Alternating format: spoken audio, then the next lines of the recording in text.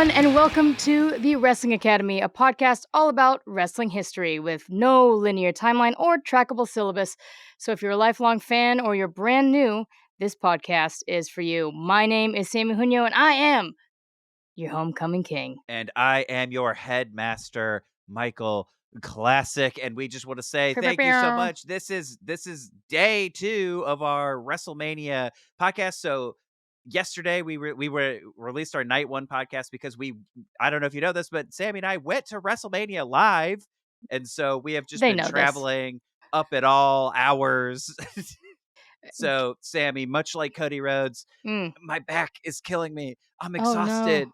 But I gotta finish the story. You gotta find that grit deep inside your bones to finish this story. It's right, Michael. And we just want to say before we get going, look, we're an up and coming podcast and we got big dreams. So if you can get to us on YouTube at all, we have a goal right now where we're trying to reach 1,000 subscribers. And once we do, the Homecoming King Samee Junio is going to put me through a table. And just with the sheer amount of table spots we saw at WrestleMania, I think Sammy has been fiending more than ever to I can see the hunger to put me in through a table growing. Yeah, absolutely. And you know what? Over the WrestleMania weekend, we hit 300 subscribers on YouTube. So thank you very much to the 300 of you that already follow us. And please tell 700 of your friends so I can put Michael through a $200 table. We don't ask for much, but if one of you could just ask 700 of your friends, what's the BFD? Come on. Pyramid schemes are good for this. It's going to end in me hurting my back, which I already said at the top of the episode hurts so bad. So. And while Michael is writhing in pain, our hunt for Ween Kid rages on. If you want to know what we're talking about, go to our Instagram page at Wrestling Academy Pod. One of our tagged reels is the beginning of our journey to search for hashtag Ween Kid. And I've got to say, Michael, over the WrestleMania weekend, I thought we saw Ween Kid like maybe at least 5 times, potential Ween Kids. I agree with you. The phantom of Ween Kid was just hanging over the event. We were looking out and seeing faces in the crowd. And the footage of the original Ween Kid goes all the way back to 2008. But there were a lot of contenders in the WrestleMania odd. So it was one of those things, Amy, we could have been within arm's reach of Ween Kid all weekend and just had no idea. all Ween Kid. All weekend. All right, well, if you know who Ween Kid is, or if you have maybe an inclination or suspicion of somebody you know, call us at 708-669-4512. That's 708-669-4512. That is our Ween Kid tip line. Or leave us an anonymous tip at our website, wrestlingacademy.university. The hunt for Ween Kid is on, and we're not going to rest until we find him and interview him for the podcast. Perhaps just shake hands, send him something. Yeah, we'll see. We'll vibe it out once we meet him. But in order to know how we feel, first we must meet. First we must meet. Okay, well, let's get into the meat of day 2 of WrestleMania XL, Michael. So if you want to hear about everything that happened night 1, the podcast we put out yesterday, where you can see a rare appearance of me at Sammy's palatial studio in New York. Palatial. We break down all the action of everything that happened in night 1. And so I think the main thing that's going to affect what we're talking about today is Cody Rhodes and Seth Rollins lost the main event night 1, meaning the main event for night 2 is going to be under Bloodline rules, Sam. Oh my gosh. I wonder if there's anybody out there who actually wanted Cody and Seth to win so that it was going to be a super clean match on night 2. I think the woman behind you would have loved that. So for the second night, me and Sammy were pretty much on the field. So we were so close to the action. A lot more cosplay down on the field. A lot of people. I saw Macho Man costumes. I saw Hulk Hogan costumes. Dusty Rhodes really making the rounds. Man of the people as always. And so like the cosplay was up, the fan involvement was way up on the field. People were ready to go, and the people behind us were perhaps some of the biggest Cody Rhodes fans we've ever met, and they made their opinions known. And so I just think the woman behind us such a Cody Rhodes fan that she would have Yeah. loved to have seen him wrestle just a clean match and watch that dastardly Roman Reigns put in some work for a change, you know? But that's the kind of thing that I love, honestly. The woman behind us was basically so mad at Roman for cheating to win, and it's as though he has not been doing it for 3 years at this point. So she was just, "I wanna see Roman work for once in his life." She truly was going nuts. Yeah, it sounded like Roman fully hurt her feelings personally, like, walked up to her in real life, spit in her face, and then cheated her somehow, and then walked away. You're right. It did have a little bit of a feeling of, I feel like there's something deeper going on. I don't think you're Yeah, just mad at Roman Reigns. You might be mad at someone in your life, someone maybe but your boyfriend next to you, who knows? who know hey, who knows? Who knows? Certainly not us. So, But we'll get into her more later, I think. yeah, we'll definitely get into her for the main event. But I think kicking things off, Sammy, how did you Yeah, feel going into night two? Because I don't know if you know this, but WrestleMania used to just be a 7-hour event that would happen right. in one day. So So I they guess this was your first WrestleMania ever.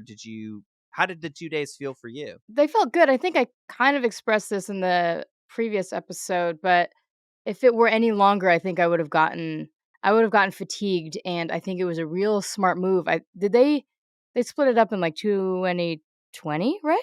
So they split it up in 2020, and I think that was a really really smart move because we were able to go home, take a nap, drink some honey water to soothe our throats from screaming our souls out of our body in night 1. And I was as excited as night 1 walking into night 2. And I think there was an extra layer of excitement because I knew that we were sitting closer. However, seeing how close we were, like, it it was wild. We were pretty much in the last row possible before needing VIP wristbands. So, throughout the night, even though the pictures were of the poorest quality, I took a picture every time I could see a wrestler, and it was so silly, but so, so perfect. How were you feeling about night 2 walking into night 2? Just the fact that we were a stone's throw, just when we rewatched WrestleMania just to re-experience it, I was constantly blown away every single match to be like, I truly could have thrown something and hit one of those wrestlers. It just really was like I was so close to history happening. It really did feel great, and I think the energy was so high. Yeah. Especially when we got there, people were buzzing because I had a great time night 1, we both did, and I think walking into night 2 had a lot of the matches that I was personally the most stoked to see, so I just was like, "Oh, here we go," and I was just hoping that it would all pop off immediately, and it popped off immediately, and I feel Immediately. like it didn't let up. I feel like they just put their foot on the gas as soon as the event started, and we just kept going the whole until the main event pretty much. Triple H opened night 1 and Stephanie McMahon opened night 2, and she let us know that WrestleMania 40 was the first WrestleMania of the Paul Levesque era, which I think everybody is super, super pumped about, especially knowing how much work that he's been putting in and what he's been able to do so far. So, It's been a long time coming as yeah. someone who was a fan of Triple H when he was a wrestler, when he took over as the head of creative of NXT, and then he just kept building and building and building, and I think they really just wanted to draw a line in the sand that the previous administration, we're not doing things like that anymore. And I think as a fan who is sensitive and wants things to change for the better, I did really appreciate that. So it felt great to really just, I know that it was presentational, but I liked what they were signaling with that message. I'm excited for this new era, and I can't wait to see where things go because just I was a fan of NXT, and I know that wrestling can go to some pretty incredible places when Triple H is behind the wheel. So I can't wait to see what they do next. Yeah, thank you, Paul. First match of the evening is a World Heavyweight Championship between Drew McIntyre and Seth Freakin' Rollins with a special guest commentator, Chick Magnet Punk. How are you feeling about CM Punk right now? Were you stoked? I was stoked. I Because here's the thing. I don't know if you could hear from the disdain in Sammy's voice, but Mm. Sammy hates CM Punk. I love CM Punk, and so before, when all the promo packages and stuff are playing at the top of the show, they introduce each commentator and they all do their walkout. And so just to Mhm. hear Cult of Personality live, to see him walk out and wave to everybody, so excited, so excited. And I just looked over and Sammy's like couldn't have been. I would never sit with crossed arms at a wrestling event. This is you're painting an incorrect picture of me, Michael. Okay, I'm just saying you were stewing like you were Drew McIntyre. You were you were like, That get this bum out of here. I'll allow that. I'll allow that. What brought me some glee during the rewatch of WrestleMania is that CM Punk tried to make a joke right up top and was met with silence, much like I am met with silence on this podcast. So it was nice to know that CM Punk and I do have equal footing somewhere. Yeah, maybe that's why you don't like him, because you two are just so similar. I would never say, I would never admit that. Maybe it's true. And I think on the rewatch, the thing that was clear to me, and I think what it ended up really working with what happens at the end of this match, but it really felt like CM Punk was kind of just there to take pot shots at Drew McIntyre the Sure. entire time. And so it really was, and obviously in the storyline, these guys have been digging at each other because Drew McIntyre in the storyline is the one who injured CM Punk and sort of canceled his opportunity at WrestleMania. And so they've been building to these two having a confrontation. So it was a real bummer for Drew McIntyre to see this is Drew McIntyre's moment. He's going after the title, and then this guy he's in a feud with is just, hey, I'm going to sit at ringside and talk shit to you this entire time. So I think it just really added to when Drew McIntyre came out. By the way, incredible entrance from Drew McIntyre. So sick.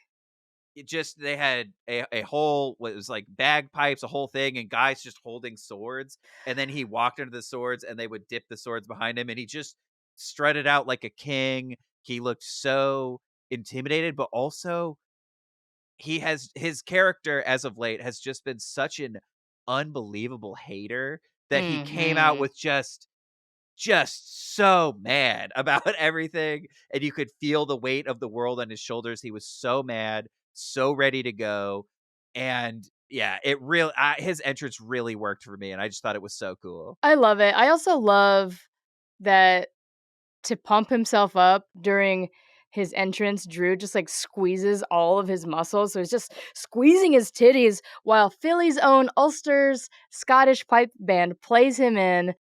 Gosh, we love Drew very much, We and do. his tear as this son of a bitch is only adding fuel to this fan fire. And it was so cool to see him. And we were so close. We saw him so close. True. That's what I mean, which is the sense of scale of, you see him on the TV and you know that these guys are so big and so buff, but when you see Drew McIntyre walk to the ring, you're like, this dude is huge. It's I knew he was insane. big, but when you see it in person, he's huge. And I mean, obviously, you could see how muscular he is, but just seeing it in person, it truly looked like a museum statue walking down to the ring. And I just found myself being like, oh my God, this is unbelievable. But yeah, Drew. So he's just absolutely focused this entire time. And then, of course, the champion, Seth freaking Rollins, Mm. makes his entrance. Yes, so Seth's entrance is punctuated by Philadelphia's Mummers String Band Association, which Michael and I were told about Mummers just hours before by my other friend, Mike. So shout out Mike Macaluso, who described Mummers and the tradition, the New Year's tradition of Philly and the Mummers. And they have these wild New Orleans Mardi Gras esque big elaborate costumes, and Seth is definitely in one as well. When we were there, it looked very silly. When I watched the replay, I was almost into it. I was 100% into it. Okay. And I think truly, because we didn't know the history of the Mummers, so we got a Mm-mm. very interesting primer. And then when we were looking into it a little bit, we were like, oh, that's the Mummers. That's what Philadelphia Mike was talking about. Mhm. Is this tradition? And so it goes with the history of Philadelphia, and I feel like the bright colors really works with Seth Rollins's Sure. fashion forward character, and so Sure. it truly felt like just such a great match. And then match of styles, and then he walks down to the ring, and it's just bright colors and people dancing and laughing and playing music, and it's a huge celebratory vibe. And then you just go into the ring, and there's this dark storm cloud of Drew McIntyre being like, ugh, ugh. So for me on the replay, it's amazing to watch people in these bright rainbow costumes just dancing and celebrating all around the ring. And then you just look, and there's Drew McIntyre in the ring just seething. He wants to kill Seth Rollins so bad. He actually wants to murder Seth. He absolutely wants to murder Seth. And so the match kicks off, and this is what I mean, foot on the gas. This match, these guys just go in on each other immediately. As Yeah. soon as the bell rings, Drew just it straight up hits his finisher, the Claymore kick, right on Seth Rollins. So we get a brutal finisher to start the match. So it's almost over in 2 seconds. And then Drew not only just kicks his face immediately, but he starts belly to belly throwing, which seems so aggressive. I don't know if I've really seen that many belly to belly throws. So there's belly to belly suplexes, but he's crumpling Seth up like a piece of paper and then just tossing him over his shoulder. It was wild to see and wild to hear Seth hit the ground. So as Drew is tossing Seth around, it pretty much looks like Seth is dead already. Drew even has time to go over to his wife and tweet bored at work LOL while Seth is just crumpled somewhere. That was one of those things where when we saw it live, we didn't see the social media post until way later. Yeah. So we saw was him beat the crap out of Seth Rollins and then just hop out of the crowd, grab a phone, and then just start scrolling or texting or taking a selfie or so. It was so funny It was seeing so it funny. live, and then to see that he actually posted bored at work. Mwah, ah.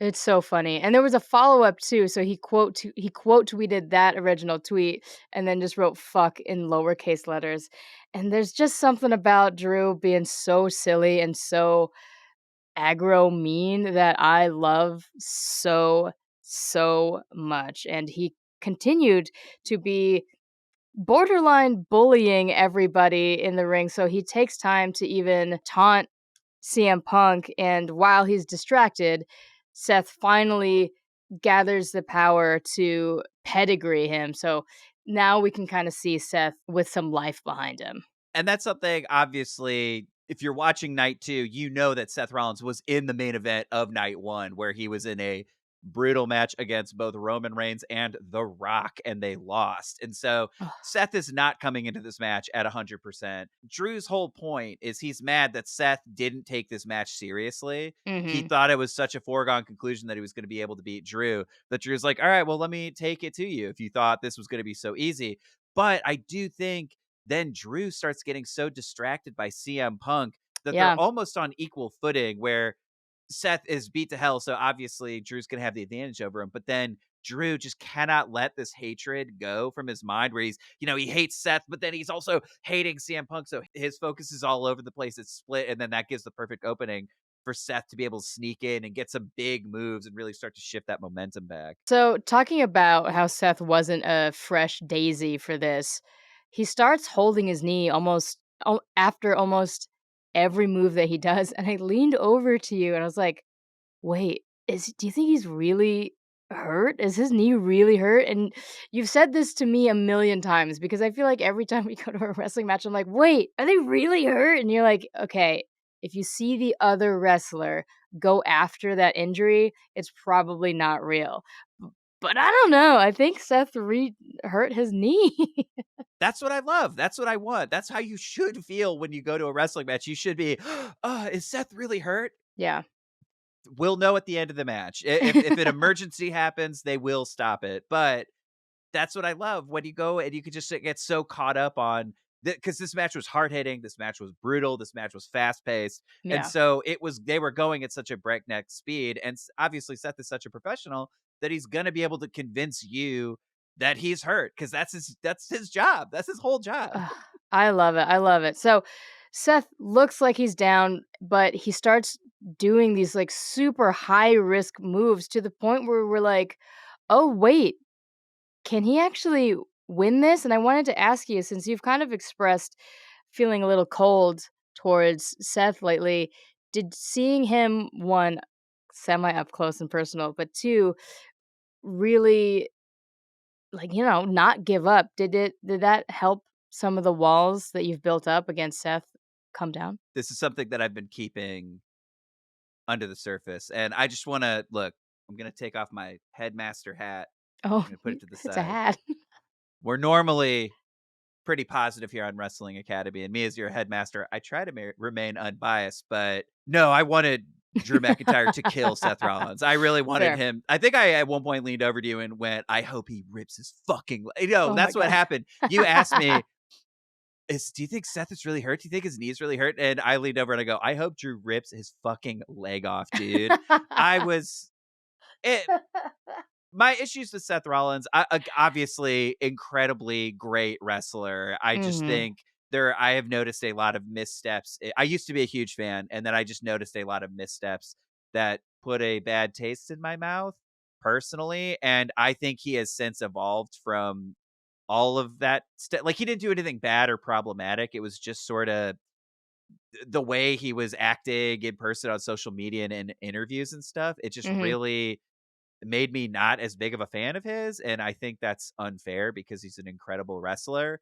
And Mhm. so I really do think I need to I'm putting my headmaster hat back on. I really do think that I need to spend some time unpacking what the Seth Rollins bias is because Sure. I was not my brain was giving him no sympathy that entire match, even though this dude was working his ass off all weekend. He truly was putting Yeah. in the work. And by the time we get to the end of the match, right, his Mhm. eye is swollen. He gets a Claymore kick to the face that is legit to the point where you can see his eye swelling up. It's brutal. It's rough. So Yeah. he's wearing the mileage on his body. He hurt his leg and still had to be the champion. So even though he had a knee injury, a real knee injury, he had to rehab himself the entire way to WrestleMania. So I'm not discounting the amount of sheer work that he put in, and like that's insane. And he goes that hard and has gone that hard his entire career.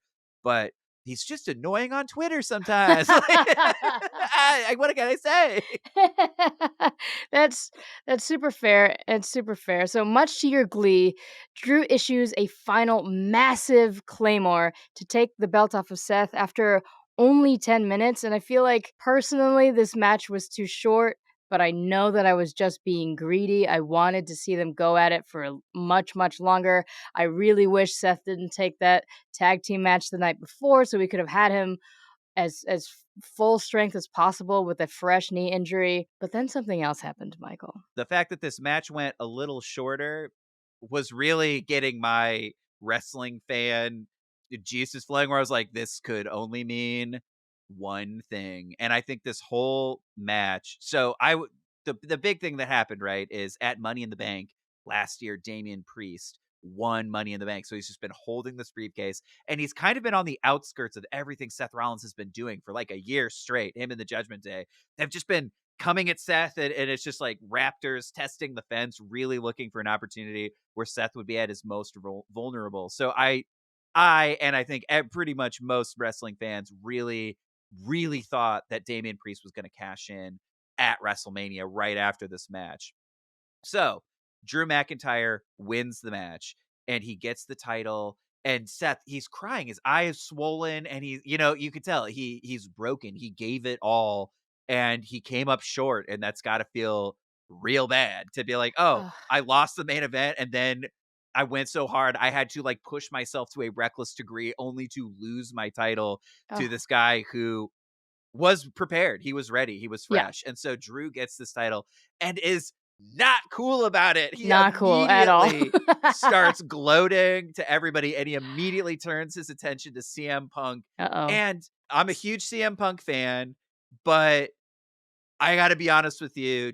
Drew antagonizing CM Punk. CM Oh, Punk I was love really it. trying, at a certain point Drew clears off the table and he Crawls crawls over holding the table and he basically just sexy and intimidating. squats right in his face and is waving this title in his face. Like truly pretty phallic imagery, if I'm being honest. Like truly waving the title just straight up in CM Punk's face Loved it. could not have been more, just really big Like time. And degrading. Yeah. and then CM Punk is really trying to be like, I got headphones on, dude. I don't even know what you're hearing.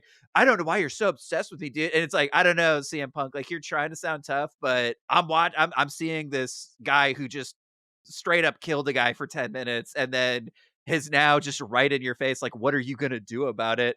And CM Punk had, I'll be honest, it felt like he had fucking nothing. And so He did. He has nothing. after Punk just kept pushing him, right? So the reason Punk isn't at WrestleMania is because he was injured by Drew and his arm is hurt. So when he comes out, his arm is in like a really upgraded looking sling. And he's like, look, I don't know when I'm going to be able to fight you, but the second I'm able to, I'm going to. And then like the second Drew kind of turns his back, CM Punk takes off the sling and then hits him with it. And Oh, then it was you revealed that CM Punk is cleared. He's going to be able to fight Drew McIntyre. And so in my mind, this is why I bring all this up, because in my mind, I was like, this beat of the story is going on for so long that I was like, I guess they're not going to cash in. They're really stacking all their chips on this Drew McIntyre CM Punk confrontation. They're laying a lot of road work for it.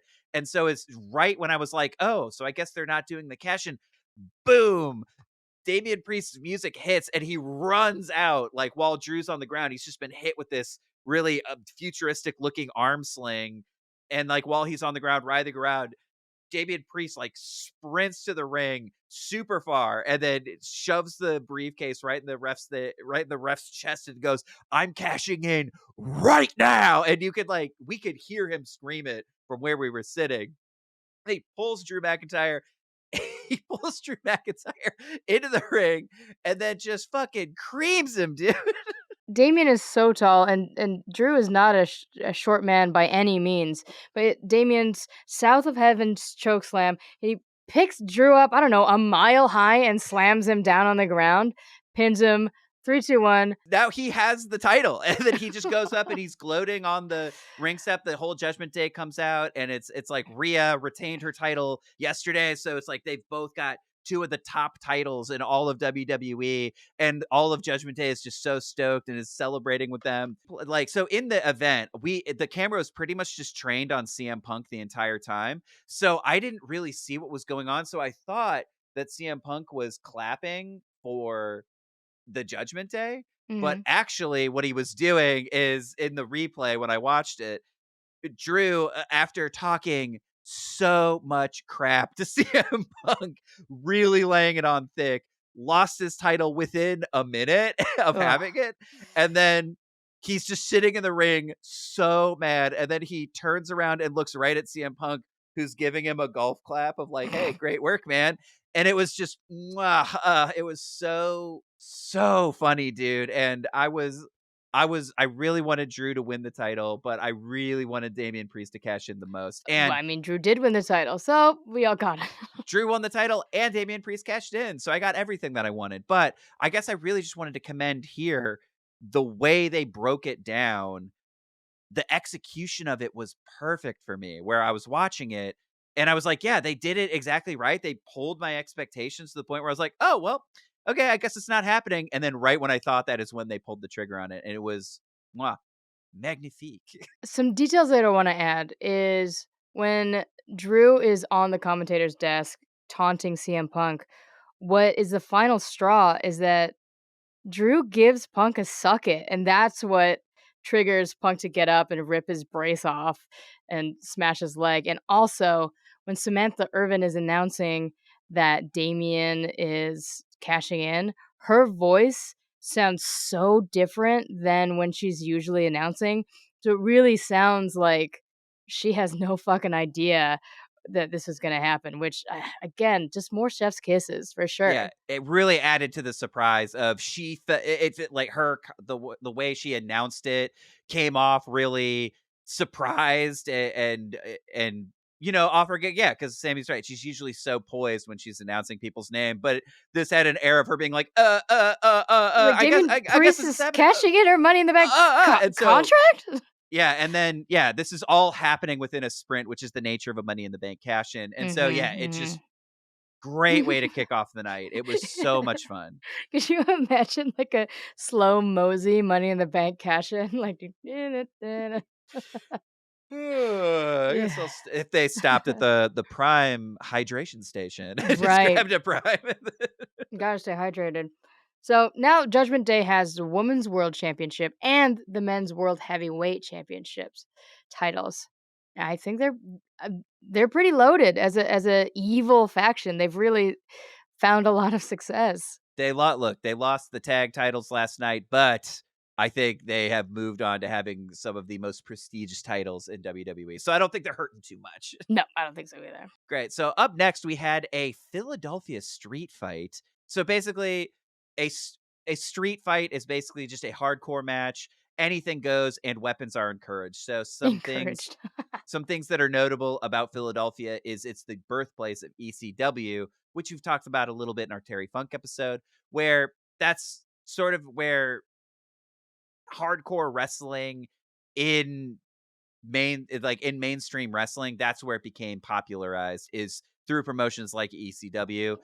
The founder of ECW, Paul Heyman, who's going to factor into the main event a little bit later. So I think this is just a way to pay homage to both wrestling history, to Philadelphia, and we all love weapons. It's going to be cool as hell. So, We all yeah. and then they even had as a special guest referee legendary ECW wrestler Bubba Ray Dudley, who was part of the Dudley Boys, and their whole thing was putting people through tables. So this is great. And then on commentary, they got Snoop Dogg to come down.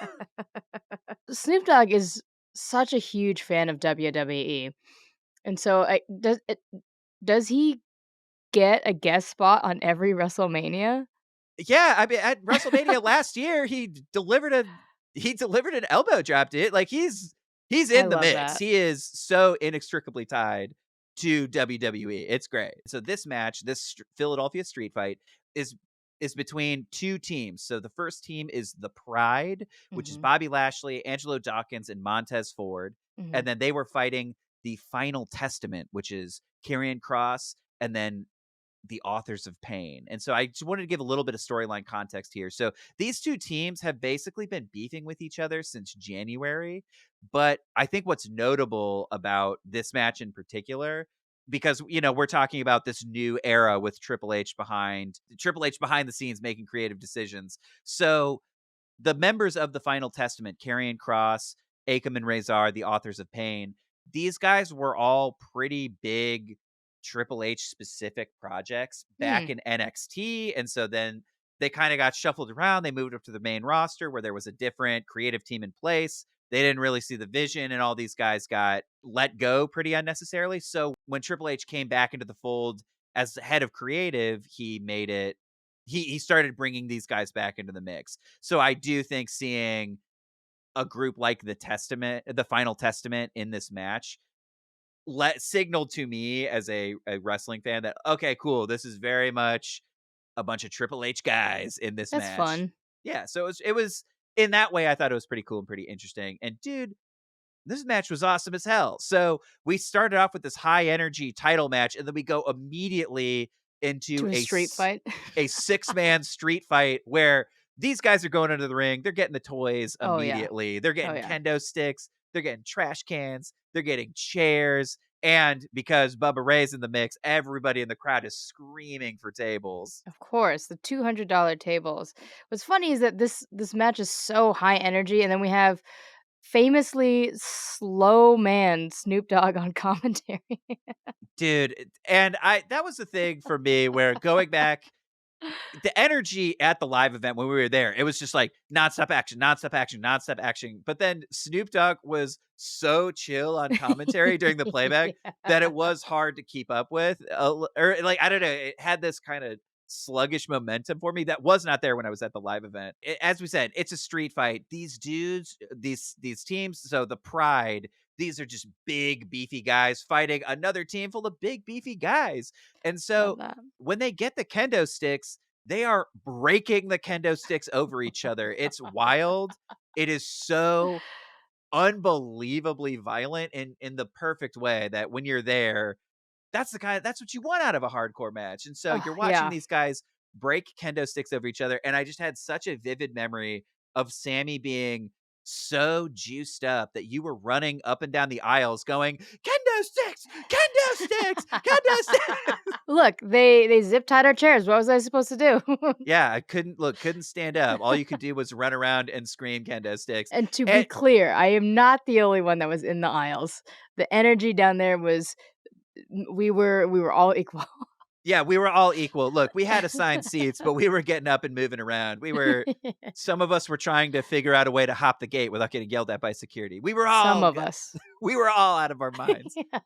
But so yeah, this match is great, and I think it was just like a fun high energy thing, and then the momentum really starts to shift when Karrion Kross makes the mistake of shoving special guest referee Bubba Ray Dudley, who at this point, like the whole first half of the match, Bubba Ray is calling it straight down the middle, so like he's not on anybody's side. But as soon as Karrion Kross pushes Bubba Ray Dudley, he perks up, Of course. puts on his infamous Dudley Boys Oh, glasses, and immediately becomes the most biased referee I have ever man. seen in my life. And I guess that's what I wanted to ask you about, Sammy. How do you feel about the concept of special guest referees? It adds something to the mix. I don't know how often they do it to be non-biased, because all of the things that we've seen before have occurred during the Attitude Era, where the special guest referee is out there to make it really, really hard for another team. Yeah, and I guess I got to say that's probably my biggest issue with the concept of a special guest referee Hmm, is I want it to be biased, cuz right. otherwise what are we doing? And so I've always thought it was so unusual when you get a match where it would be like, okay, DX is going to fight a guy. So Triple H and then Shawn Michaels is a special guest referee and then they're fighting some guy. And then for the first half of the match, Shawn Michaels just kind of calls it down the middle. That's always weirded me out where I'm like, look, if you're already the special guest ref, just go for it. What are we waiting for? Let's just kick it off immediately. So I think in this match, I appreciated that it went in a biased direction, but I do appreciate that Bubba Ray went out there being like, "Hey, I'm just happy to be here, and Right. the only reason I'm getting biased is because Karrion Kross pushes me." Right. So as soon as he pushes him, we know what this means. He's Bubba Ray's put on the Dudley Boys glasses, and the crowd were yelling for tables. Of We want course. this to happen so bad. And then we get treated to all the classic Dudley Boys moves. So they go up on the turnbuckle and go, "What?" and then do a diving headbutt. And that just was again a thing I never thought I was going to be able to experience live is yelling "What's up" with 70,000 people. That's so funny. That's so funny. So this match, of course, ends with the Pride going over. And yeah, I just thought this was a great high energy way to keep going. And then Sammy, I feel like the high energy just kept going because then we went into a straight up blood feud between LA Knight and AJ Styles. A fight at WrestleMania for not a championship title, but just to shut up the other fucking dude. Yeah, and I think the main storyline thing that was going on between these two is AJ Styles returned from injury back in December. So he had a lot of momentum when he came back. And so he was moving closer and closer and closer to the title picture.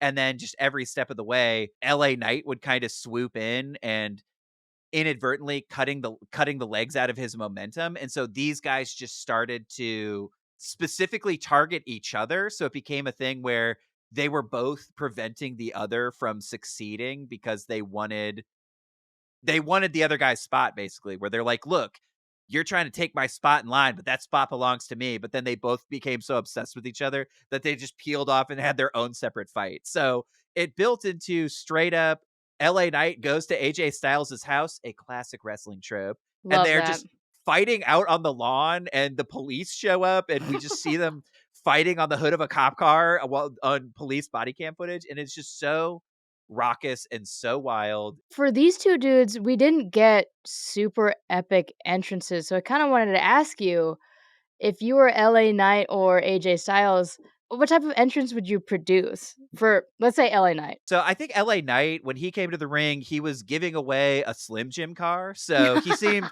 a lot more preoccupied on making sure Sure. the elderly women in the front row got her Slim Jim car. And yeah, I think honestly, everybody gets on LA Knight for being a throwback, but I would love to see LA Knight do the throwback Shawn Michaels zip line into WrestleMania. I just think that would have been Oh, so cool. whoa. Ah, LA Knight has zipline vibes for sure, Yeah. absolutely. I think everybody would be would be mad about it, except for me. I think it would be great.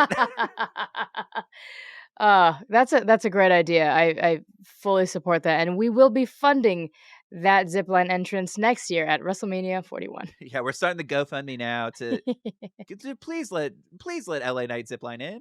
We kind of had a silly moment when AJ was coming in because I got caught up. I got caught up in AJ's entrance, and I did the glove thing, and I was joking about like, oh my god, I'm doing it. But I don't know. I feel like I'll be completely real with everybody. I liked AJ in that moment. You wanted AJ to win.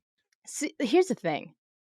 If you go to a live wrestling event, if you go to WrestleMania and you don't get caught up in the vibes, then I've got nothing for you, man. Go back to camp. I don't.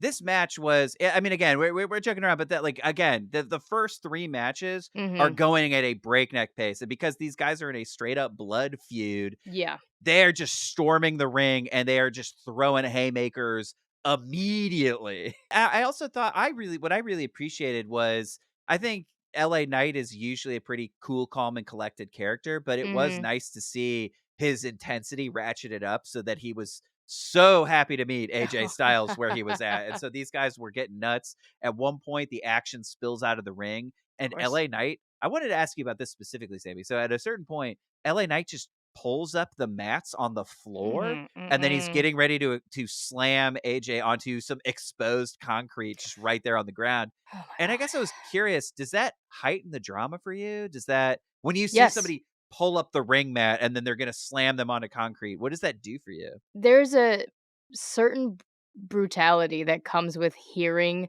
just the cold, wet thud of somebody on bare ass concrete that I don't ever want to have replicated in my waking life. Oh my god, I just remembered I was taking a walk around Prospect Park and there was that thud, that sickening, like you feel it in the pit of your stomach thud, and we looked up and a squirrel had fallen out of a tree onto the path. And it's like, oh, fucking LA Knight getting slammed on the cement sounded like a squirrel hitting the concrete. There's a haunting sound that comes with an alive body falling onto ground, and it's not good, and it does heighten drama inside a professional wrestling match. LA Knight pulls up the mat. He's gonna slam AJ onto it. AJ reverses it, and then LA Knight gets slammed hard on the ground. Sounds apparently like a squirrel falling from a tree. Yep. So LA Knight is so hurt that he is laying on the ground, and we're not sure he's going to be able to beat a 10 count. So if you're out of the ring for more than 10 seconds, you are disqualified and you lose. So he's just straight up out for a really long time. He does not start stirring until count 8 or 9. And so he Ugh. gets up, and it really feels like, oh, I think LA Knight might lose via count out. And so he rushes back into the ring, and I think this is where AJ gets a little bit cocky, and he tries to hit his finisher, which is the phenomenal forearm, where he jumps up, hits you with the forearm. I think at this point, these guys hate each other so much that they are very well scouted on what the other two can do moves Mhm. wise. And so LA Knight gets his knees up, is able to like hit his finisher, and then get the win. In my head, I'm imagining that LA Knight fought so hard because if he lost, he would lose the Slim Jim sponsorship. His Slim Jim sponsorship was on the line. He gave away a car. That, if he loses the match, that comes out of his paycheck.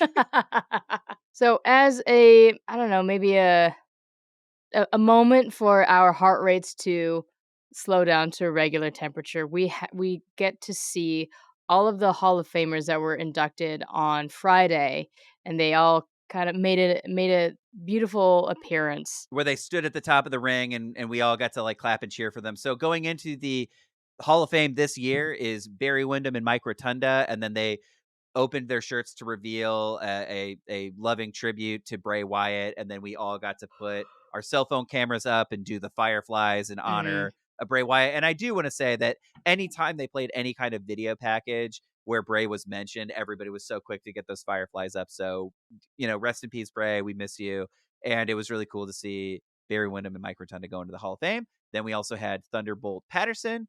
We had Bull Nakano go Yee in. We had Leah Maivia, Muhammad Ali, who was back at WrestleMania 1, and then the man himself, the wise man Paul Heyman, went into the Hall of Fame this year and Hell yeah. got a kick-ass entrance, dude. It was great. So after the Hall of Famers come out and we get to celebrate them, it's time now for the triple threat match for the WWE United States Championship between Logan Paul, Kevin Owens, and the big boy, Randy Orton. Sammy, such a Randy Orton fan. They made this hat themselves and got stopped. Said you wore the hat all weekend, and Yeah. people stopped you several times to be like, love the hat. And I just want to say, Sammy, love the hat. Thank you so much. I got it custom embroidered by Yarrow Goods, and they're definitely it's a high quality hat, and I love Randy Orton, and that's all I can think of saying right now. So there are no DQs in a triple threat match, and I feel like that's an important it's an important stipulation to remember as we go through this match. So Logan rides in on a massive 6-wheel prime bottle truck cannon, which we didn't get that from where our seats were, but in the replay, seeing that the cannon shot and then pyro went off, fucking cool as hell, Logan. Thanks, dude. It really felt like I don't know if you've ever been to Disney, but it really Yeah. had Disney stunt show vibes to Oh it. yeah, 100%. Well, that was kind of the bummer is that I mean, this is not to take away from the quality of pyro and tech that the field or WWE has, but for some reason there was some like loud pyro pops that weren't followed by fire, and I don't know if that was malfunction or if the pops were just that was the effect or not. If it was But a blink anyway, and you miss it pop or something, yeah. yeah. And so now we get to Kevin's entrance and we get the same backstage treatment as we did with Sami Zayn. So he's backstage and he's stopped by the Intercontinental Champion himself, Sami Zayn, for a last moment pump up. And as KO is walking out, he sees the Prime Cannon truck and he runs backstage to and reappears driving a golf cart, which is a nod to the SmackDown episode right before WrestleMania where they chased down Logan in a fucking golf cart. And so Kevin drives down to the ring. Randy Orton's music hits, and Sammy fully I went disappeared. to another place. Yeah. Sammy, as we know them, ceased to exist. You were so excited, and it made me so happy to see you just experience your favorite wrestler live. I would ask how you felt about it, but you truly I blacked out. you fully disappeared. And so I think at one point you asked me what happened once the match started. I was like, you fully freaked, dude. That's what happened. You I went disappeared and reappeared yards away, hitting the post. I mean, truly, no, yeah, truly, Sammy hit the pose, but then also left our seating area and was Uh-huh. just sort of up and down all around, just yelling, going crazy. And it was so exciting to see. I don't know. Doesn't it feel good to see your favorite wrestler live, or one of them? I mean, that was me with The Rock yesterday. So, I mean, I was the same way. It was fucking nuts, and, again, you don't know what's gonna happen when you're in a live event, seeing these wrestlers that you watch every week for decades for some people, and, like, oh my god, I didn't expect myself to be affected that way, but I'm so glad. I'm so glad that I was. When that's happening, when Randy Orton's making his entrance, Kevin Owens is still in the golf cart, hits it in reverse, drives all the way back up, and is basically like, "Hey, Randy, hop on. Let's go kick Logan's ass together." And then you see Randy basically be like, "Yeah, sounds like Okay, a pretty good idea." He hops on the back, and then they charge down to the ring. maybe a little too fast. I think you could see on the playback, Randy. I Randy's mean, like, who knows if he's playing it up or not, or maybe he's using a real instinct to make a comedic moment to be like, "Hey, why don't we slow it down a little bit?" Because Kevin was flying, dude. he is ready to kick the shit out of Logan Paul for sure. They So both are. They both team up, and that's kind of the first half of this match. I would say is Randy and Kevin Owens working as a perfect tag team to just beat the brakes off of Logan Paul. yeah, yeah. So Logan starts off the match trying to get them to fight each other, but it's to no avail to the point and they do beat the shit out of Logan to the point where they are both pinning him kind of in a gentleman's deal way where like Kevin's got his legs, Randy's by his feet and then they they snap up and look at each other, and they're like, "Oh, crap. Only one of us can win." And truly, it's one of those things, like, half of this match is them beating the crap out of Logan Paul, and so at a certain point, like, we kinda forgot that it was a triple threat match Yeah, for most of 100%. it, and then by the time they get him back in the ring and they slam him down super hard, they both go for the pin and have a moment of, Oops. "Uh-oh," and then what I appreciate and I think is so great is if you look at the history of the characters of Randy Orton and Kevin Owens is they're both huge opportunists. And Mhm. so they will betray people at a moment's notice. That's just what their characters are all about. And so what I like about this stage of Randy Orton's career, he's really playing with that reputation a little bit of being like, "Hey, look, I'm older. If you don't know what my whole deal is at this point, it's kind of on you." And I think Kevin is a little bit more of a gentleman where he's like, "Are we doing this now?" And you can kind of see it dawning on Randy Orton where he's like, "I think I'm gonna have to fuck over Kevin Owens." so, so he's basically like, "All right, you know what?" So Randy's like, "Hey, you know what? Let's delay the inevitable. Let's keep beating Logan up." And as soon as Kevin Owens turns his back, Randy tries to hit him with the RKO out of nowhere. Kevin Owens, an opportunist himself, 100% knew that that was about to happen, and so pushes him away. And then you can see Kevin being like, "Things were going so well, things were going so well." And then I think Kevin is like, "All right, are we doing this now?" I guess so. And then they just immediately, and then at that point, it's a more traditional triple threat. In the midst of that fight, Logan is able to hit his like buckshot lariat esque move. I don't know what they call it in WWE, but he hits his like spinning clothesline from outside of the ring. And he, while these two guys are fighting, he swoops in and does that. And so it's like, oh, we had kind of been counting Logan out this entire match, and then he swoops back in with this dastardly maneuver. And then Sammy, how did the crowd respond to Logan getting a little bit of offense in? They started chanting Gatorade in the spirit of Waterboy, which was super, super funny. And later on in the match, there was also a "We Want Water" chant going on. And Logan at this point is used to being so hated by the WWE universe that he just continues on doing his job. And he does this one like sequence of moves where he does a swanton onto Kevin, and then from that momentum of doing that swanton, he does a frog splash onto Randy in a classic holy shit, sorry we hate you Logan, but you possess like incredible athleticism. And that is what's so funny about Logan Paul is I've heard so many people talk about it where he's so hateable. His reputation precedes him outside of the ring. Everybody knows what his deal is, but he's good. He's good at wrestling. He is really good. And so it is one of those things where everybody wants to count him out, but then you see him hit just an incredible move, and it is just like that was sweet Shit. as hell. That was Yeah. so sweet. But I was one of the many people chanting for Gatorade, chanting for water, and I just want to commend the Philadelphia crowd. That's very funny, and So I funny. was so grateful to get to join in. Yeah, so the momentum of the match really swings in all three directions of all three wrestlers. But before long, Logan pulls out his brass knuckles and freely flaunting them everywhere because there are no disqualifications in a triple threat match. Instead of punching his way to the win, Randy pulls the knuckles off of his hand and he gets RKO'd instead. And I guess I wanted to ask you, Sammy, where Yeah. he Randy has a moment where he considers using the brass knuckles himself, but then opts to give the knuckles back to the referee and fight Mhm. honorably. How did it feel to see your favorite wrestler become such a noble gentleman when he's used to being such a dastardly bad boy? I mean, we've seen him RKO his girlfriend. We've seen him RKO old women, elderly people, and here he is not wanting to use brass knuckles. Here's the deal, he didn't RKO those people with brass knuckles. Corey Graves said it best when this was happening. He said Randy Orton didn't want to use a weapon because Randy Orton is a weapon.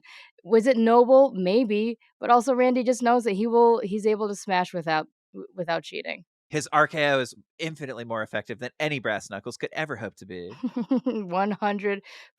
So now that Randy kind of has the upper hand, he pins Logan, but the prime bottle that accompanied Logan in his entrance finally pulls its mask off, and I Show Speed, an internet person I don't know. Yeah, so I Show Speed, I vaguely know him, but he's like a pretty big streamer. Ah, And so it was just I think it was one of those moments where, as we've said in our WrestleMania episode, that WrestleMania it gets a lot of celebrities, it gets a lot of personalities. And so I think, yeah, this is probably a much more youth oriented where younger people would probably be like, "Oh my god, a streamer that I really like is at the show." And so mhm. I thought it was funny, but I also thought what it was really funny what happened to him next. So he starts barking at Randy, and I am so happy to see Randy just react so angrily at being barked at by this stranger. He pulls off the Prime Bottle costume, puts him on the commentary table or the commentary desk, and RKO's him so hard, but he doesn't go through the announce table. And we know from research that when a table doesn't break, it hurts more, and I'm just so happy. I'm sorry to call him a dingus because I don't really know him or his values, but I'm so happy that this barking dingus got fucking RKO'd on a table that didn't break. I think it is also just the difference between trained athletes and regular old people, you know? And Mm, so Randy, when he just boots I Show Speed in the Prime costume, he flies across the room. And it did not feel like he was selling it. It just felt mm, like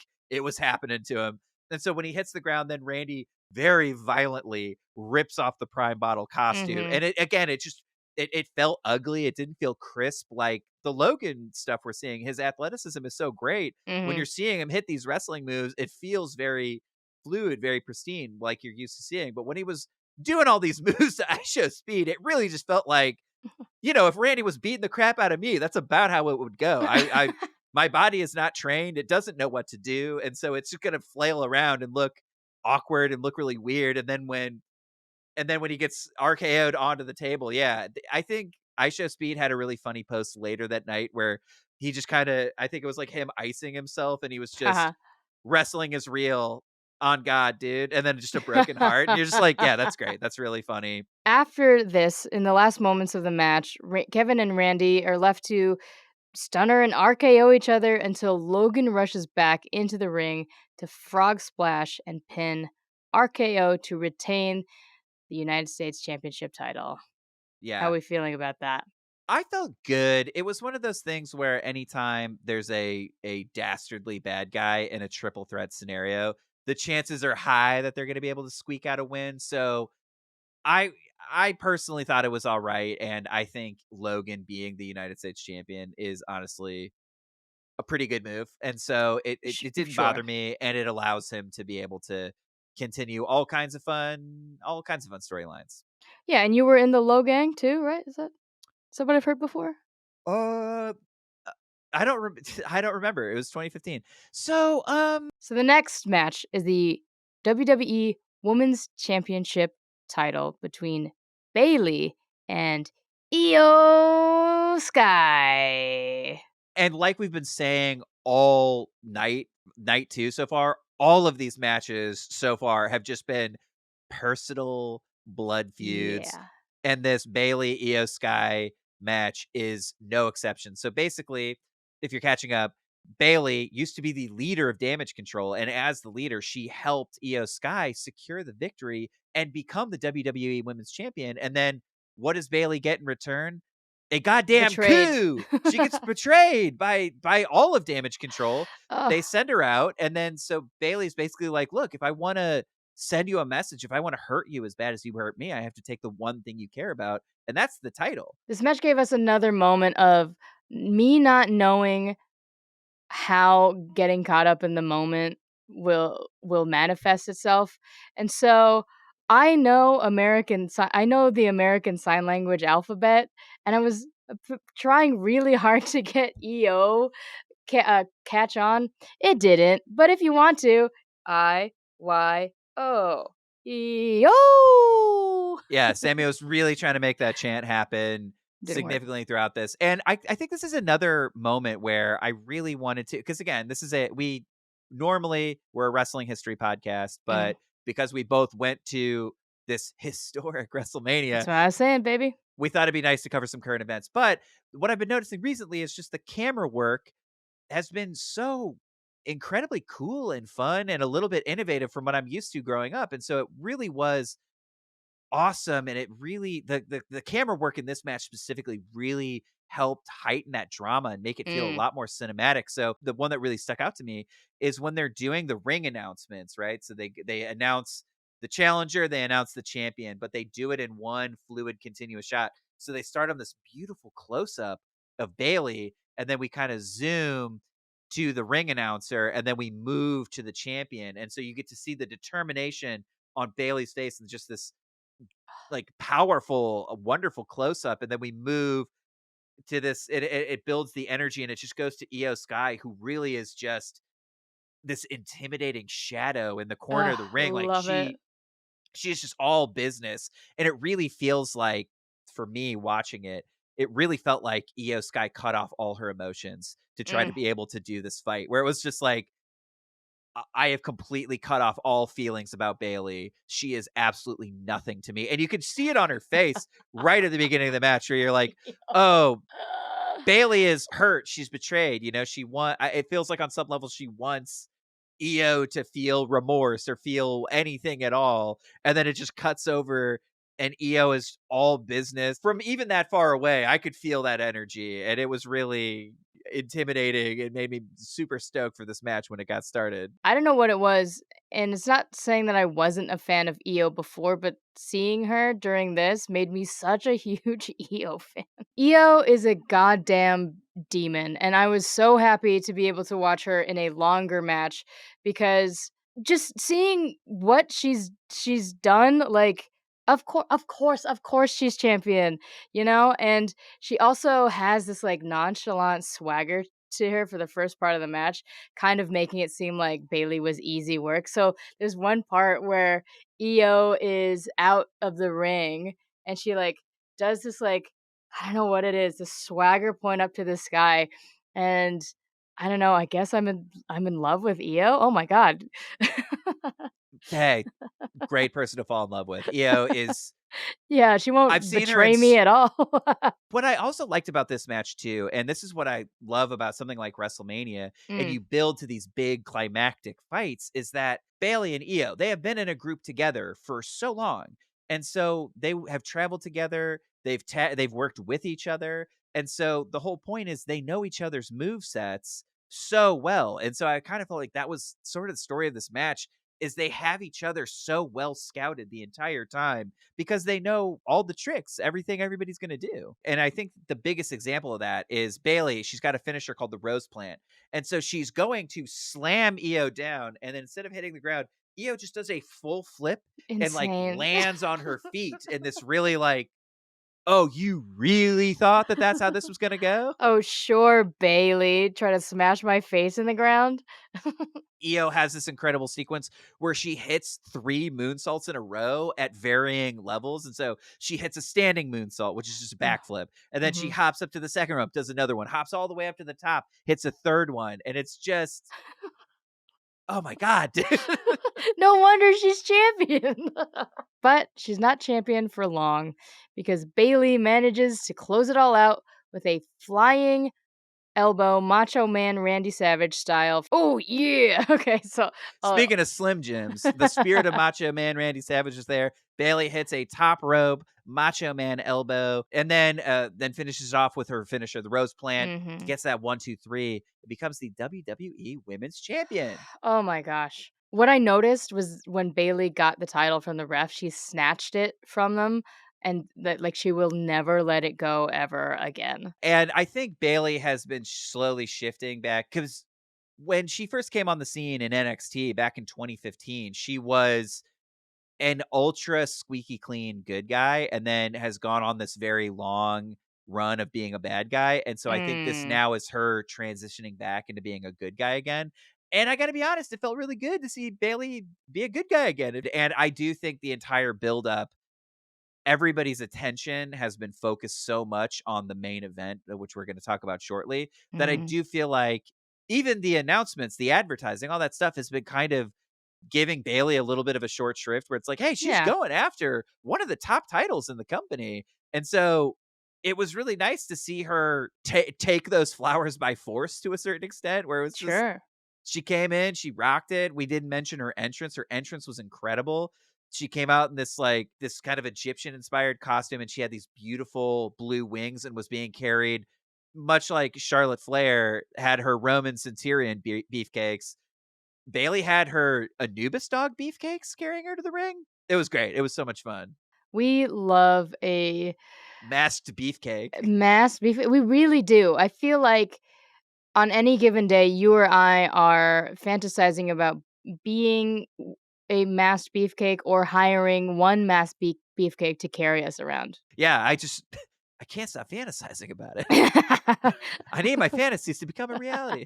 And speaking of fantasies becoming a reality, Cody Rhodes is trying to make his fantasy of finishing his story a reality in the final match, the main event of WrestleMania XL. This is fought under Bloodline rules, which going in, we didn't really know what it was gonna be. I think we all kind of understood that it was basically Hmm. gonna be a no No rules. DQ, anything goes kinda match, and Yeah, I gotta pull the curtain back a little bit. If you listen pull to it. our night 1 WrestleMania recap, Sammy was firmly a massive Cody Rhodes fan, was cheering for him so much, and I acknowledged the tribal chief for 10 straight minutes. I was nothing could sway me, nothing could make me turn against my tribal chief Roman Reigns, and in Mm. a super shocking and dramatic twist, right when the main event was starting, and I think speaking to what you said, right, where because it wasn't a 7-hour straight event, we got Mhm. to have the night to mull it over, seeing it, digesting it, thinking about it. I really, truly, overnight was like, I want Cody Rhodes to finish the story. And in a dramatic twist, right as the lights were dimming, I leaned over to Sammy to go, Sammy, I'm Team Cody Rhodes. And then in a shocking dramatic twist, he went, and I acknowledge my tribal chief. And we completely switched sides from night one. And so we were going into this rooting against each other on Still, different. at least that. Yeah, we on night one we were on opposite teams rooting against each other, and then we fully switched to the other's position overnight. Like, it could have been acknowledging Roman during day 1 because you made me put my finger up as long as you did. But, yeah, I think, when you leaned over and said, "How could you not want this fucking guy to be the champion forever?" I was like, "Okay, yeah, you're right. You're right, dude." Being there live, I don't know if you felt this way, but when they were making their entrances, right? So Dude. Cody comes to the ring, so his graphics are war, battle flags, blood-soaked Cody Rhodes banners, and he Mhm. comes out wearing a skull mask, which is his logo. And he comes out, his wife is there. He takes off the mask, he gives it to her, and he's just walking to the ring, and it's just classic, ugh, good guy, underdog babyface stuff where he's got this look on his face where he's not sure if he can win, but he's going to give it his best shot. He's been broken down for years. He tore his pec. He came back from injury. He used to be at a different company, but he's battled through all of this to get to the main event of WrestleMania. And everyone is like, please, Cody, we need you to be the one to beat Roman Reigns, right? So all that energy is swirling. And then truly all the air goes out of the arena and just Roman Reigns making his climactic walk to the ring, it felt like operatic to me being in the audience live seeing it. You're right. When Roman came out, backed by the School District of Philadelphia All City Orchestra, it felt like he was gonna win. It really did. It just like he is It awesome. Like awesome. He's awesome. it felt like when he walked in truly and you hear the orchestra like we said in our day 1, hearing the music live, obviously it's a live venue, so when they do the music, that is catered specifically for us in the live event, and it felt like operatic. It felt like Cody had absolutely no chance in Yeah. hell when Roman was making his entrance. It was great. It was intense. And obviously in the lead up, I'm like, Cody should finish his story, but seeing Roman walk out twice, what story? Close the book. That's what I had been saying until I had the night to mull it over, and then in the final hour was just like, "No, I need Cody to win." But I truly, it was one of those things, like, I've heard the criticism for 3.5 years at this point. I get what everybody is saying. I know what everybody is saying, and then every single time Roman Reigns has made his walk to the ring, I'm always like, "Nope, you're not the one to take it off Never Roman. mind. Roman needs it forever." Yeah, no, Sorry, nobody guy. look. And I think even Cody walking to the ring, and this is classic underdog. This is what you want in a movie. You really want to feel like, I don't think the hero has any shot at winning, but the fact that they're determined to give it their best anyway, that's what wrestling is. That's the whole deal with wrestling. And so they really just built it up to a simple storyline. This guy, Roman Reigns, is undefeatable, hasn't Mhm. been defeated 3.5 years. The longest title reign in modern history, basically. And I think the fourth longest reign ever. Yeah, this guy is walking to the ring like a king, and then you've got Cody Rhodes, weight of the world on his shoulder. He's already lost to this guy at WrestleMania yet last night. He lost. He knows Yeah. that there's no rules. He knows that at any point Roman Reigns' family can get involved because they do and they did, and that's exactly why Cody Rhodes lost to him last year at WrestleMania. So this has been building for a year. All this energy is swirling, and I'll be honest with you, I was Mm, really worried that because the stipulations were the match was going to be no rules, mm, and the previous night's tag team match, they had a lot of one-on-one time together. I was really worried that we weren't gonna get a proper Roman Cody match, and I'm happy to report that I think the first 2/3 of this match were pretty down the line. It was just Roman Reigns fighting Cody Rhodes, and it was really, I think, old school in the best way is how it felt to me, where it was just Roman Reigns was such a force of nature. In a lot of ways, it reminded me of the Rhea Ripley Becky Lynch match, because Roman was just such a dominant force that if he could catch Cody, he was just going to rain down punishment on him. So it was a lot of Cody looking for any in and trying to be nimble and trying to move it around. And there was this really great There's this really great moment where I think Cody gets out of the ring and he tries to get weapons involved immediately. So he's just like, look, if it's no rules, let's just go for it. Let's just do it. And he pulls this table out from under the ring. Roman knocks Cody away, throws him down, and then he gets the table and slides it right back under the ring and is like, "No way, absolutely not." And everybody starts booing Roman, but I was like, honestly, dude, he's a genius. I wouldn't want to get that table involved. I might go through that. Roman, as he's putting away this table, I think up until then, it's just he seems so unflappable. Much like Io and Bailey, it seems like Cody just wasted his time, wasted a year, wasted everyone's time getting to here, and with him putting the with him putting the table back under the ring, it's like, "You stupid idiot. Like, why are you even trying?"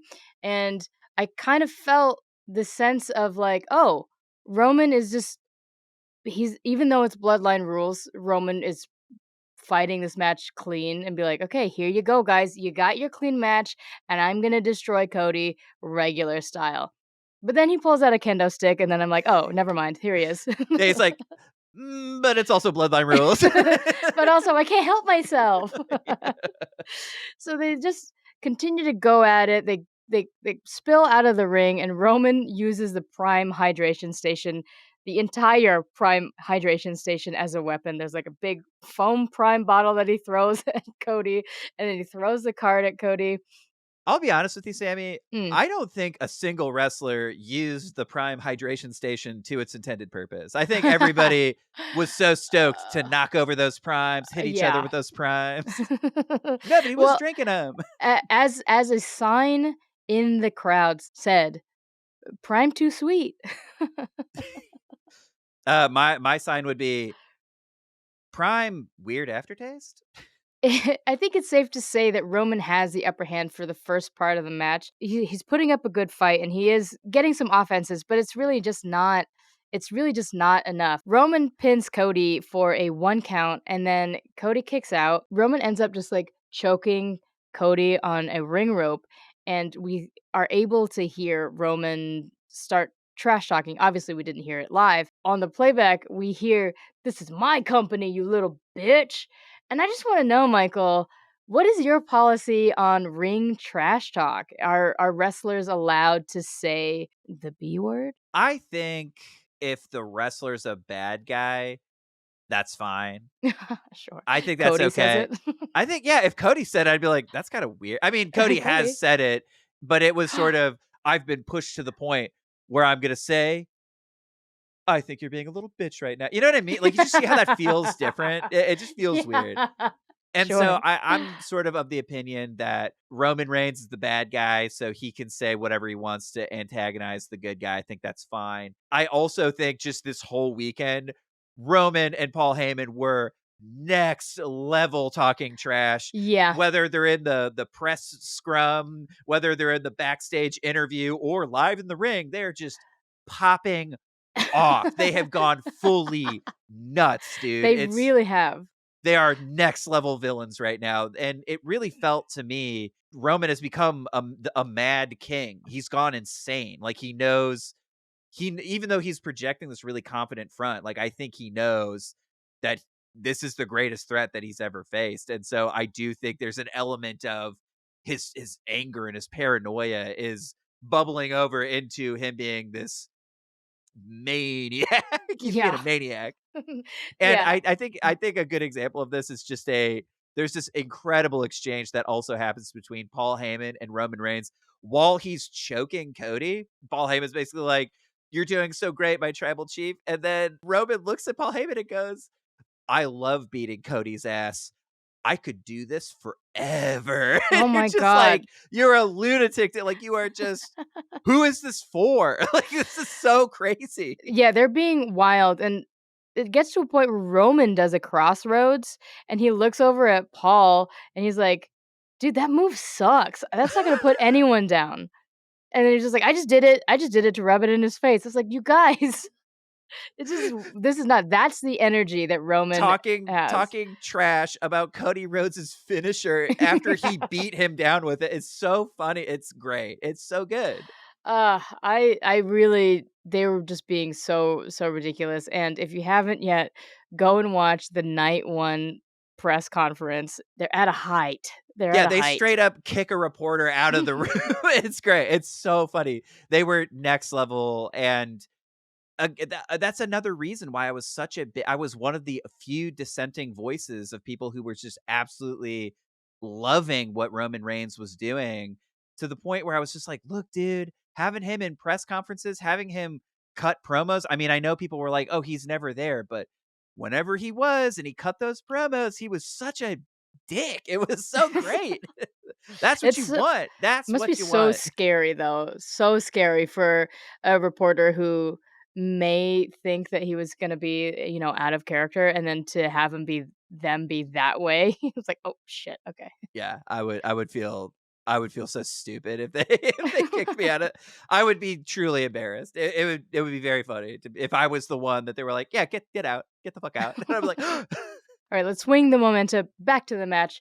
And Cody swings the momentum towards himself and he starts getting the upper hand. He does a bionic elbow that flattens Roman and he gets so excited. He clears the commentary desk, hoping that he's going to smash Roman through it, but then he ends up smashed through the table. So it just seems like he cannot get away from Roman's dominance at all. And it just seems, at this point, it seems really bleak. look, I'll be honest with you. Roman Reigns' critique of Cody Rhodes' finisher is true, because it sort of seems like he's not going to be able to beat Roman Reigns unless he can successfully hit 3 crossroads in a row. So if he can hit his finisher on Roman Reigns 3 times in a row, it seems like he will finally be able to defeat the head of the table. He finally is battling his way back, manages to, I think, hit a spear on Roman Reigns to Yep. sort of like, "You used your finisher on my finisher on me. I'm going to use yours on you." And that helps him build his momentum back. And he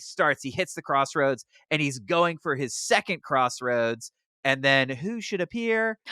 Jimmy Uso from the Bloodline comes in and super kicks Cody's head off of his body. He kicks him so hard, dude. His foot lands in his neck, and I was pretty sure the tattoo almost came off. As we said in our night 1 recap, the Usos super kick masters. And so Mhm. we all knew this was going to happen. This has basically been the story of every single Roman Reigns title defense for a year at this point. And so we knew it He was only a cheats, he matter. cheats. The woman behind us went on a whole diatribe about how Roman Reigns cheats all the time, and she just wants to see him put in an honest day's work. And so, She's the reason why I love Roman on Sunday. yeah, this woman went on so many diatribes that Samee acknowledged our tribal chief. And so we knew it was only a matter of time before the bloodline got involved. But again, I was pretty honestly, it was like 20 minutes of a really solid match before the bloodline gets involved. So Jimmy Uso comes in, and at this point, we're like, okay, this is gonna be brutal. Jimmy is like setting Cody up in the corner. Roman is prepping for his finisher, the Superman punch. Us in the crowd, as soon as Jimmy showed up, we all just started sending out distress yeets. We were all like, Yeet, yeet, yeet, yeet. yeet, yeet. And I'll be honest Like with a you, Samee, radar. it Yeah, really felt like we yeeted Jey Uso into existence. Where as soon as Jimmy 100%. showed up, we were sending out our distress yeets, and then his music hit, and we were just like, oh, thank God. Oh, it was such a fun moment to obviously we knew this was going to happen. It Of was course. 21 minutes of just Roman, just Cody, and now things are going to fly off the handle. We knew that Jay was going to come, but once his music hit, the sense of euphoria we got, it felt like we all missed Jay the whole night. Yeah, we saw him last night, and we were just like, we need you, Jay. Please, please save us, Jay. And Jay saves us. So he runs in, and I think at that point, Jimmy, furious about last night, 100. immediately dashes out of the ring, and they are just fighting up on the entrance ramp, Mhm. and it builds to this incredible spear where at the it's sacrificing his own body, Mhm. Jay spears Jimmy off of the side of the ramp, and they just fall at the expense of himself. Jay took his own brother out again. I mean, you have to get to that point when you're putting someone down, and like Jay was just spearing an insurance policy that Jimmy would not go back into the ring. And I just want to say, this is how I'm going to spear you. I'm going to smash you through a table with a spear off a ramp into a table. So That's all. you want us to fall 10 feet and then hit Hmm. and then hit a table. Oh my Yeah. god. Prep your back. Prep your back. If we get 1,000 700 subscribers, more. Sammy is saying that is what's gonna happen to me. Yep. 700 more subscribers. YouTube.com/Wrestling Academy. And Sammy will straight up Jey Uso me for your entertainment. Yeet. So after the twins spear each other, Roman and Cody spear each other as well. And Cody's spear smashes Roman through a barricade. And this gives Cody an upper hand long enough to give Roman two more crossroads. And So at when this point, right, if he can hit the 3. So at first, he hit the 1, and then as he was going for his second, that's when Jimmy came in. So now he's been able to build it back up. He has now hit 2, going for his third. and right before he does his third, the enforcer Solo Sikoa comes up and breaks Cody's momentum. So things look bleak again as Solo revs Roman up, and it seems like it really will be the end for Cody until we hear John Cena's theme music echo through the stadium, and he sprints into the ring to put Solo over the top ropes. And after Solo goes over, Cena turns his attention to Roman and adjusts his attitude before attending to Solo outside of the ring. He attitude adjusts Solo through the announce desk. And so I just want to say here that the reason why John Cena is getting involved with Solo Sikoa specifically is because they had a match at Crown Jewel Mm. where Solo Sikoa just annihilated John Cena. And so I think what is starting to hopefully build in your mind is, oh, every single ally Cody has made along the way, every single enemy the bloodline has made along the way has coming back to roost. As soon as that starts happening, it starts to build in your mind, well, who's one of John Cena's big rivals in the bloodline? Who is it, Michael? The goddamn final boss. Oh The no! Rock. The Rock just starts power walking to the ring, head full of Slowly. steam, being like, no, no, no, no, no, no. Like it's like he's so mad. And these two get into the ring and they have an iconic face off. So something you should know, Sammy, is at WrestleMania 28 and 29, The Rock and John Cena were the main event. So when they Right. had that epic stare down, Mhm. they are absolutely referencing their history that goes all the way back to WrestleMania 29. And so they have this stare off, which is an homage to their feud, and The Rock bottoms John Cena and starts taking his weight belt off because he's gonna whip the shit out of Cody. And then the screens flash the Shields logo. And for, I don't know, maybe 5 minutes, we were all kind of confused. We really didn't know which the Shield member was gonna pop up, and the spotlights were scanning the crowd because the Shield love to enter from the crowd. And in the live theater, like in the live stadium, we had like big projector screens, but they were all just flashing the Shield, and so we couldn't really see what was happening in the ring. And then, yeah, Sammy's right, the lights were going crazy, and we were just like, "Who is it? What's happening? What's gonna go on? What's going on?" We turn to the back to the ring, and it's Seth, and he's changed, and he's in the shield in his shield gear with a chair, and we see Roman fly without hesitation across the ring to super punch Seth's pretty much already dead body. So he painfully climbed into the ring to save Cody from The Rock and Roman.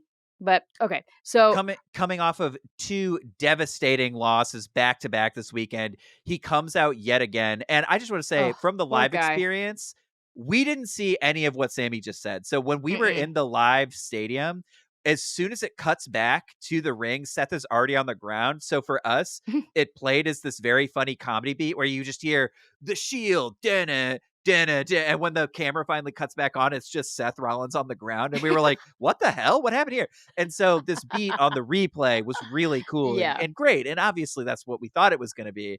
But the live experience, yeah, there was a little bit of a technical hiccup, so it really just seemed like Seth appeared out of nowhere and just got fucking planted into the just ground creamed. for the 3rd time. Poor guy. So Seth is down on the ground, and the attention is turned back to The Rock, about to whip Cody with that weight belt until the Undertaker bell rings through Philadelphia, the only other iconic bell in the city of brotherly love. Lights go out, darkness, lights come back on. Undertaker is in the ring. No fucking way. I don't think anybody believe believe, period. It was just fucking nuts. So the lights are back on. Undertaker and The Rock have a little bit of a stare down. Undertaker choke slams The Rock to hell. The lights go out again, and they come back on. It's just Roman, Cody, and Seth's dead body and a steel chair in the ring. Yeah, I think there were some people who really were speculating that maybe it was gonna be somebody like Stone Cold, but I'll be honest, being there live, it was yet another thing where it's like, "Oh, I never thought I was gonna get to see The Undertaker because he had Wild. retired, he was out of the Wild. game." He's like And then just to 900 years old. he's 900 years old, and then just to see the lights go out and to hear the bell toll for it was just it was great. It was incredible. And then, yeah, see him do a choke slam. Perfect use of the Undertaker. We didn't need him to do too much, and it made him look strong as hell. And then as quickly as he came, he disappeared. And then the lights come back on, and it's just Cody, Roman, Seth, everybody's hurt. There's a chair in the middle of the ring. Roman picks up the chair. He knows he can just finish Cody right here and right now. But he looks behind him and he sees Seth. He Ugh. looks down. Seth is in his shield gear. Roman is holding the chair. And what we got to know is back in 2014, that is how the shield broke apart, is that Seth hit Roman with a chair. And so it's just deep in Roman's mind. He cannot let it go. And he has to hit him with the chair. He has to get his payback.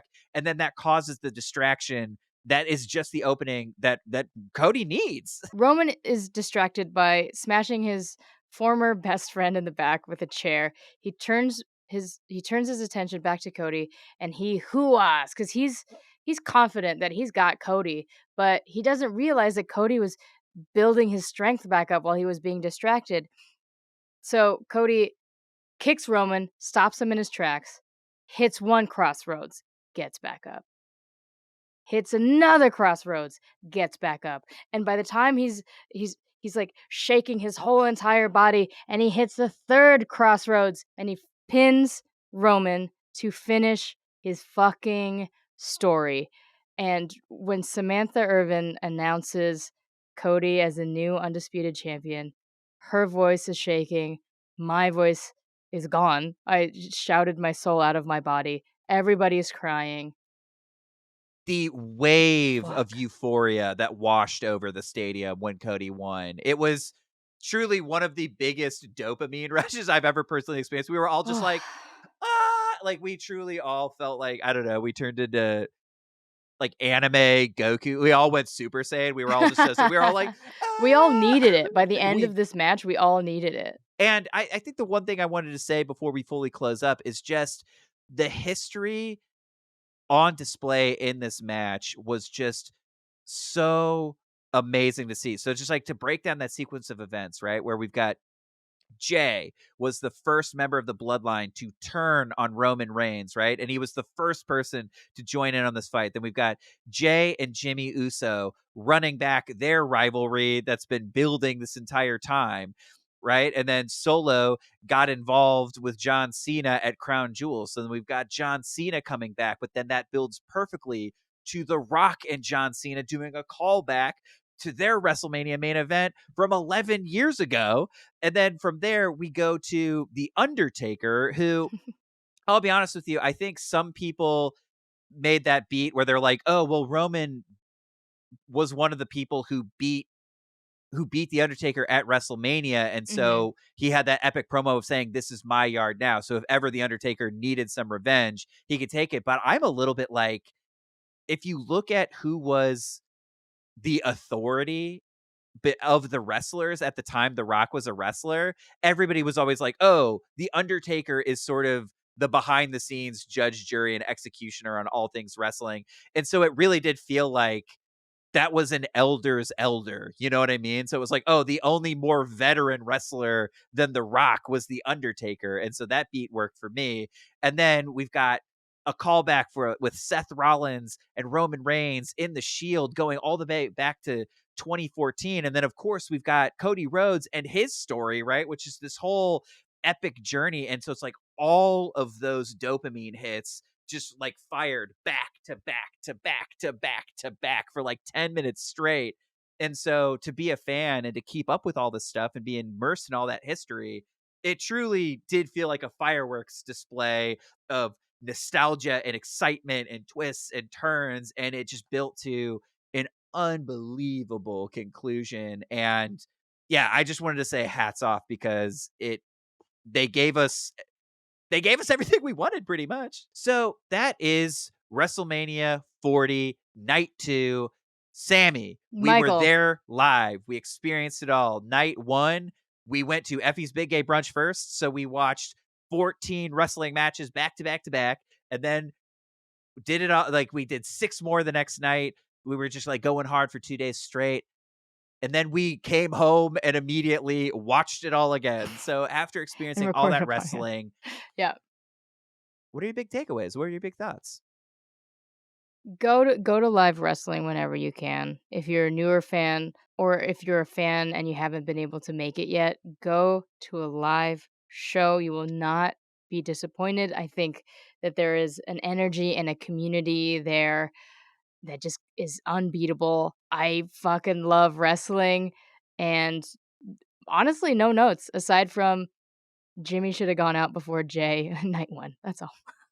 You and I are both firmly we had a great time both nights. The Mhm. live experience was so great. This was a childhood dream of mine to be able to go to WrestleMania, and it just felt so good to be in that collective energy and that fandom, and we got to just geek out and be fans because I think being a wrestling fan, we don't always have the biggest communities of people who are down and appreciate it the same way that we do. So to be able to be there, to celebrate, and I would say this is a pretty historic WrestleMania. It's the 100. 40th one. It's a new so like we're moving in a new creative direction, and I honestly really felt that at the event, and it was just yeah, it was so fun and it was so exciting, and it really made me happy that we do this and we got to do this. Normally, what we do with this podcast is we're a wrestling history podcast, so we dive into storylines that have already happened and we give our thoughts. But since we were there, we just wanted to talk about something current. So we will be back next week,